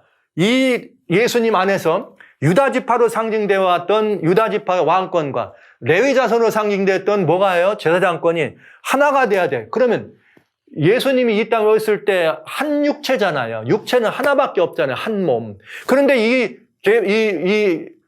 반차는 양반 두 반차가 아니고 왕권과 제사장권이 둘이잖아요. 그럼 이 둘이 하나가 되려면 어떻게 하면 됩니까? 주님은 스가랴 예언대로 먼저 전을 완성하시고 그 다음에 제사장으로서 이 죄를 정결하는 일을 하신 것입니다. 그래서 유월절이라고 하는 것과 속죄일이라고 하는 이 봄절기와 가을절기는 초림에 이루어지고 재림에 이루어지는 이런 시간 속에서 이루어지는 것의 예표가 아니고 왕권을 이루는 것과 제사장권을 이루는 두 개에 합당한 사건인 것입니다. 그러니까 둘 중에 어느 하나만 이루어져도 돼야 되는데, 스가랴서 예언을 보면 먼저 왕권이 이루어지기 때문에 유월절이 먼저고 속죄일이 다음에 나온 것입니다. 이것은 뭘 말한다? 예수 그리스도 안에서 하나가 된 것이다. 그래서 시간의 예표가 아니라 두 개의 구속의 놀라운 사건으로서 십자가에서 이 둘은 어떻게 한다? 만난다는 것입니다. 그래서 지난번에 제가 유월절과 속죄일이 만난다는 말씀을 강조해 드린 거예요. 이게 그만큼 은혜롭고 굉장히 위대한 복음이 되는 것입니다. 자, 그런 다음에 또 있어요. 이제는 예수님이 대제사장이 됐으면 그럼 제사장은 누가 완성해야 되느냐? 이게 문제인 거예요. 이 땅에 있던 제사장, 대제사장권은 예수님이 대제사장 정결하게 하심으로 하늘에 오르셔서 대제사장으로 완성하셨습니다. 원형으로. 그러면 어떻게 돼야 되느냐? 여기 중요한 일이 있어요. 그럼 새 언약에는 제사장이 누가 돼야 되는가? 계시록 1장 6절에는, 요한계시록 1장 6절에는 우리 주님께서 우리를 피로 사서 하나님 앞에 우리를 뭐로 드렸냐? 제사장으로 드렸어요. 놀라운 일이야.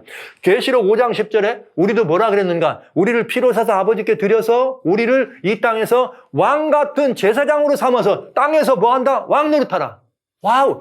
제사장인데 이게 무슨 제사장이냐? 이제는 예수님이 멜기세덱의 반차를 따른 대제사장이 됐기 때문에 우리는 바로 예수님, 그리스도와 합동된 우리들은 예수님을 따라서 예수님의 반차가 멜기세덱의 반차인 것처럼 우리도 멜기세덱의 반차를 따라서 뭐가 되느냐? 왕 같은 제사장이 되는 것입니다. 여러분, 그리스도인은 예수님과 같이 예수님과 합동되고 부속된 존재들이기 때문에 그리스도와 함께 살리심을 받았느니라. 그래서 위의 것을 찾는 우리들은 어떻게 되는 존재들이에요? 예수님은 멜기세덱의 반차를 준 대제사장으로 승천하시는 우리들에게 하나님께 우리를 사서 드림으로 말미암아 너는 왕 같은 뭐가 되라? 제사장이 되라. 우리는 멜기세덱의 반차를 좇은 왕 같은 제사장이 되는 것입니다. 이 땅에서 왕 같은 제사장의 역할을 우리가 해야 된다는 거죠. 그래서 날마다 어떻게 하는 거예요? 십자가 이후에 그리스도는 멜기세덱의 반차를 한 제사장이 되어서 하나님께 날마다 어떻게? 직접 나가는 거예요. 히브리서 8장에 뭐라 그랬죠? 처음에 나가는 길이 열리지 않았다. 지성소로 들어가는 길이 열리지 않았다. 거기에 누가 계시니까? 보좌, 하나님 보좌. 그러나 이제는 나갈 수 있다. 왜? 예수 그리스도 안에서 그분이 길을 열어줬기 때문에. 그래서 요한복음 14장 6절에 나로 말미암지 않고는 아버지께로 갈 자가 없느니라. 여러분, 우리가 예수님을 믿고 구원을 받았다고 하는 것은 예수님을 통해서 하나님 아버지께 나가는 것을 의미합니다. 하나님께 못 나간다면 우리가 무슨 의미가 있어요? 그 나가라는 얘기예요. 그래서 요한복음 16장 23절 27절에 보면 너희가 하나님 내 이름으로 기도해라. 내 이름으로 기도하면 성경이 자세히 설명했어요. 그러면 여기 요한복음 16장 23절 27절에 보면 너희가 내 이름으로 기도하라. 그러면 이거는 내가 너희 기도를 받아서 내가 아버지께 호소한다는 이런 얘기가 아니고 너희가 직접 아버지께 나가라 이 소리라 그랬어요. 그런데 보세요. 아버지께 직접 나가면 거기에 누가 계세요? 대제사장이고 왕중왕이신 예수님이 계시잖아요. 그런데 여러분 이사야 9장 6절에 뭐라고 나왔느냐? 우리 주님께서 이사야 9장 6절에 굉장히 중요한 말씀을 하셔요. 뭐라고 되어 있느냐면 이 아들 하나님 예수님에 대한 이 문 가운데 이는 우리에게 한 아이가 있고 아들을 주셨는데 어깨에 정사를 메고 이름은 기묘자라 모사라 전능하신 하나님이라 아들이죠. 아들을 주었는데 그런데 전능하신 하나님이라 영존하시는 아버지라 평강의 왕이라 멜기세덱의 반차를 쫓았더니 뭐가 됐어요? 평강의 왕이죠. 근데 여기에 또 다른 그분을 영존하시는 아버지라. 그래서 예수님이 아버지와 나는 뭐니라 요한복음 10장에 하나니란 말씀을 하신 것입니다. 결국은 아버지께 어떻게 나가는 거예요? 직접 나가는 게 되는 것입니다. 예수님께 나가면. 이 엄청난 이 복음이죠. 우리가 아버지께 예수 이름으로 직접 나갈 수 있어요. 나가서 직구하는 거예요. 우리가 하나님 앞에. 예수님께 구하고 예수님이 이걸 구하는 게 아니라고 성경에 이렇게 말하잖아요. 그러면 누가 이제부터는 어렵게 됐어요? 사단이죠. 네. 인류가 이렇게 예수님을 통해서 하나님께 나가는 거 제일 보기 싫은 게 누구예요? 사단이죠. 이걸 막아야 안 됩니까? 그래서 우리가 성소의 역사를 볼 때 성소의 성소 제도 속에서 이 놀라운 일을 본 것입니다. 뭐냐?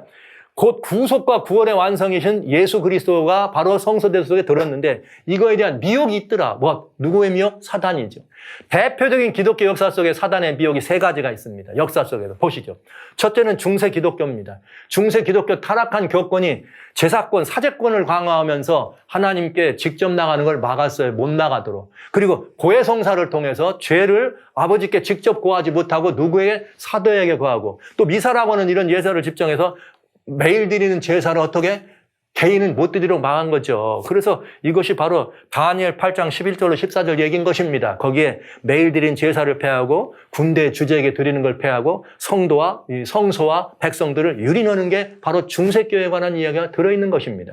두 번째는 기독교 세대주의입니다. 이렇게 해서 중세가 끝나자마자 뭐가 탄생하느냐? 이 중세가 끝날 때에 세대주의가 탄생합니다. 1800년대 초부터. 그래서 이 세대주의는 뭘 만들었느냐? 이 다니엘 9장에 나오는 70일에 대한 해석에서 70일을 갖다가 내 백성과 내 백성 거룩한 성을 위하여 70일을 줬다는 여기에서 마지막 한 일회를 예언을 떼가지고 예수님 재림 직전에 떼놓는 일을 하는 거죠. 그러면서 7년 대환난이 예수님 오시기 전에 있다. 그리고 교회는 환난 전에 휴거된다. 이렇게 가리키면서 어마어마한 미혹을 하는 거죠. 이게 굉장히 중요한 것입니다. 왜 그러냐? 이렇게 되면 교회가 뭐가 되냐면 십자가에서 우리들이 새 언약의 주인 되면은 이방인이나 유대인의 구분이 없어. 우리는 다 한 권속을 이루는 것이에요. 그래서 유대인이나 이방인이나 다 구원의 근거는 구원의 길은 예수 그리스도 하나뿐입니다. 거기에 이들의 구원을 위해서 두 가지 방법을 둬야 될 이유가 없다는 거죠. 그런데 이 세대주의는 이렇게 어마어마한 일을 우리들에게 가져다 준 것입니다. 그리고 또 하나가 뭐냐? 재림교회죠. 1800년대 중반에 탄생한 재림교회, 장감침, 장로교회, 감리교회, 침례교회가 중심이 돼서 거기서 이 파생된 교회가 재림교회입니다. 많은 성도들이 오해해요. 제7일 안식일 예수 재림교회는 어디서 뚝 떨어진 교회. 아닙니다. 여러분이 안식일 교회를 욕하면 장로교회, 침례교회, 감리교회가 스스로 누워서 침받는 거예요. 왜냐하면 그 세 교회가 안식일 교회 전신입니다. 그런데 그 세 교회에서 뭘 가지고 나왔느냐? 예수님 재림한다고 재림운동을 하다가 예수님 안 오시니까 이제부터 1844년부터 하늘에서 조사심판 시작됐다 그러면서 가을절기가 시작됐다고 가리킨 거죠. 거짓말이죠. 그런 이야기가 나와서 이거는 다 뭘 못 보게 한 거예요? 예수님이 성소제도의 완성이요, 구속과 구원의 완성인 예수님을 못 보게 한 이야기입니다. 사실이냐고요? 보시면 압니다. 자, 중세교회가 무슨 일을 했느냐? 이건 2014년에 여기 성 프란체스코 교황께서 카사산타 마르타라고 하는 데서 기도회를 하면서 하신 이야기인데 여기 있습니다. 교회 안에는 스스로도 할 수 있어요. doing yourself 이런 말이죠. 또 혹은 프리랜서, 나는 자유로운 이 신앙생활을 한다고는 이런 신앙은 없다. 이런 신앙인은 없다 이거예요. 교회의 성찬과 중보를 통하지 않고도, 교회 이거 말하는 이 교회는 캐톨릭을 말합니다. 않고도 예수 그리스도와 직접적이고 긴밀한 관계를 유지할 수 있다고 믿는 사람들이 있는데, 이러한 유혹은 위험하고 해로운 것이다. 곧 교회를 통하지 않고 또 이렇게 교회 중보, 제 사제들이죠. 중보를 통하지 않고 예수님께 직접적으로 다가갈 수 있다 없다. 못 나간다는 거죠. 그러니까 이거는 중세 이야기인데 이것이 다시 말세에 반복된다고 계시록 13장에 나오잖아요. 그 이야기가 다시 반복되는 거죠. 드디어 이 직접 교권에 의해서 이 말이 공개적으로 드러나는 것입니다. 직접은 못 나간다. 그러니까 예수님이 이 성소와 성소 제도를 통해서 멜기세덱의 반차를 통해서 대제사장으로 승천하시고 왕이 되시고 우리들을 제사장으로 해서 내 앞으로 직접 나올 수 있도록 한 이 모든 권리를 없애버린 게 바로 이 중세교회고 다시 이것이 부활했다는 것입니다. 그런가 하면 세대주의라고 하는 것은 제가 예수님 다시 오시는 일에 대한 이야기를 할 때 대재앙의 서막이라고 하는 곳에 이게 휴거에 관한 이야기를 누가 휴거되느냐 이런 타이틀로 세대주의에 대한 말씀을 드렸는데, 세대주의란 말은 여기 디스펜세이셔널리즘이라 그러는 거죠. 이 역사와 구속의 역사를 이렇게 세대를 나눴어요. 그래서 그때마다 구원의 길이 다르다는 가르침을 가지고 있죠. 그래서 세대주의라고 얘기를 합니다. 그런데 이 세대주의는 특별히 어디서 탄생하느냐? 근거를 다니엘의 70일이라고 하는 그 다니엘의 70일의 가운데, 다니엘서 9장 24절로 27절 가운데 몇 일, 7일에와 62일에가 나옵니다. 그 다음에 한 일회를 더하면 마지막으로 70일에가 되겠죠. 그러니까 이건 뭐냐면 1일을 1년으로 계산하는 연일 원칙을 따른 거예요. 세대주의로서. 그건 그렇는데 이들은 마지막 여기 한 일회라고 하는 여기를 떼가지고 저 예수님 재림 직전으로 놓고도 이 가운데를 교회 시대라고 얘기합니다. 그래서 유대인들에 대한 마지막 여기 구원 사역을 이 가운데다 넣은 거예요. 그래서 여기 예수님의 이 십자가 이후에 유대인의 구원을 위해서 여기를 교회 시대라고 하면 중간을 딱 놓고, 그러면 예수님 오실 때 이들만을 다뤄야 되기 때문에 어떻게 해야 돼요? 교회가 없어져야 되기 때문에 이 교회를 휴거시키는 거예요. 그래서 이거는 성경 가르침하고는 전혀 맞지 않는 건데, 그렇게 되면 어떻게 되는가? 마태복음 뭐가 되느냐? 24장에 나오는 환난의 이야기가 나오죠. 재림 전에. 그건 예루살렘 멸망과 세상 끝의 멸망을 비유한다 얘기하는데 맞죠? 그때 거기서 말하는 게 7년 환난을 얘기한다. 그리고 그 7년 환난을 얘기하기 때문에 24장의 대상은 교회가 아니라 유대인들이다 이렇게 얘기합니다. 이것이 세대주의 대표. 이거 지난주에도 우리 한국의 어떤 교회에서 이게 이 말씀에 이렇게 이 설교를 하고 1, 2 역사 재림의 시간표는 환난 전의 휴거다는 이렇게, 이건 성경적으로 얼마든지 이게 모순과 오류가 있다는 사실을 알 수 있는데, 중요한 건 뭐냐? 이렇게 가리키게 되면 성소와 성소 제도를 예수님이 완성시켰다는 이 완성에 대해서 오류가 생긴다는 거죠. 어떤 오류냐? 예수님이 여기 마지막 말씀하시기를 다니엘에게 말할 때 70일을 말할 때 마지막 일회의 절반에, 그죠? 여기에 이어져야 되는데 마지막 일회가 이어져서 일회의 절반에 여기가 십자가가 아니고요. 여기 끊어져야 돼요. 예수님 침례라야 돼요. 그런데 60일에 십자가 여기가 기름 부음을 받은 자 왕이 끊어져 없어버릴 때 제사와 예물을 금하는 사건이 있습니다.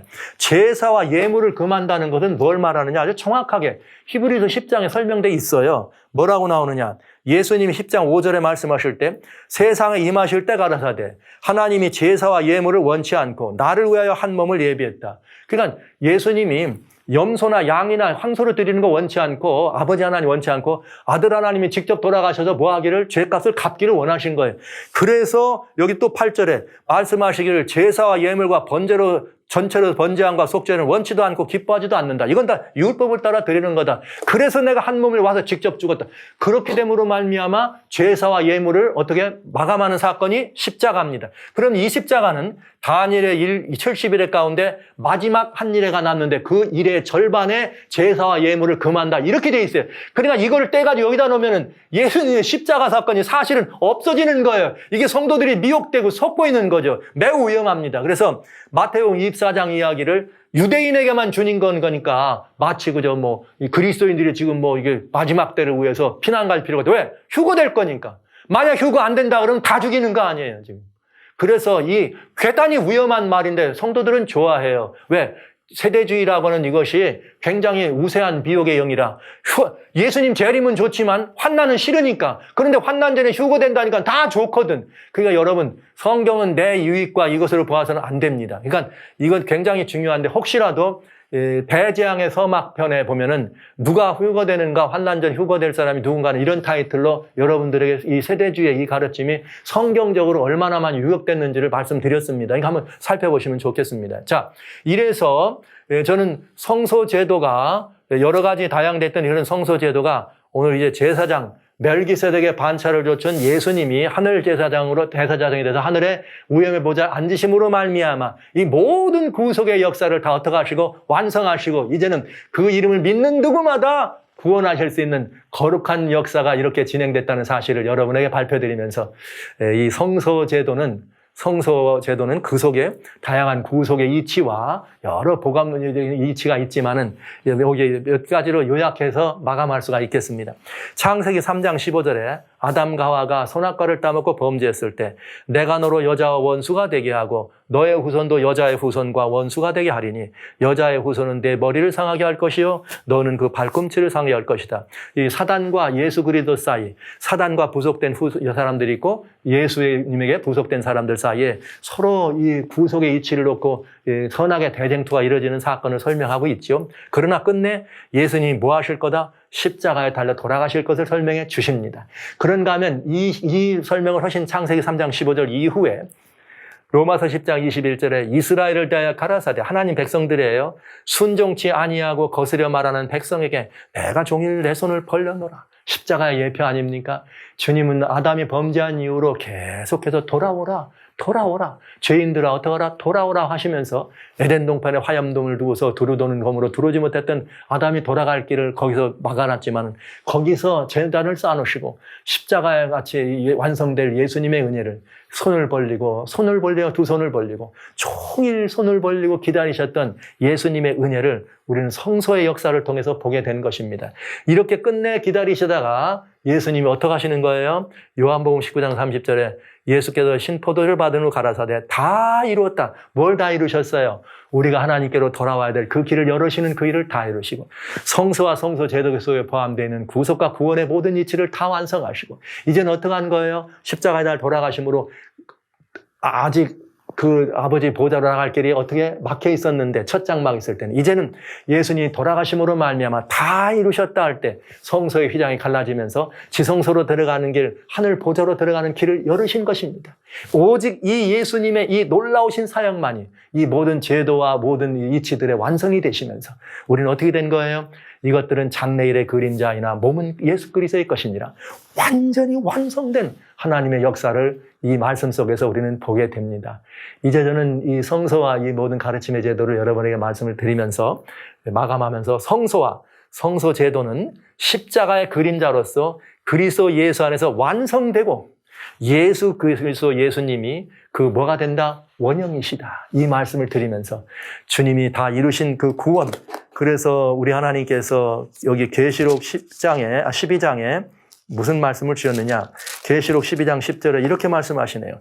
이제 우리 하나님의 구원과 능력과 나라와 그의 그리스도의 권세가 이루었으니 그의 그리스도 기름 부음을 받은 자죠. 멜기세덱의 반차를 좇은 시작도 끝도 없고 생명의 끝이 없는 멜기세덱의 반차를 좇은 왕이요. 평강의 왕, 의의 왕, 예수님이죠. 그리고 그는 하나님의 대제사장이 되어서 위엄의 보좌 우편에 앉음으로 말미암아 이루었으니 형제들을 참사하던 자, 곧 우리 하나님 앞에서 참사하던 자가 쫓겨나고 사단의 권세는 다 파했고 우리는 이제 여러 형제가 어린 양의 피와 저를 증거하는 말을 인하여 저를 이겼으니 그들은 죽기까지 자기 생명을 아끼지 아니하였다는 이 말씀을 이루면서 성소제도의 완성을 우리는 보게 되겠습니다. 이제 제가 여러분들에게 드릴 수 있는 이 성소와 관련된 말은 이것입니다.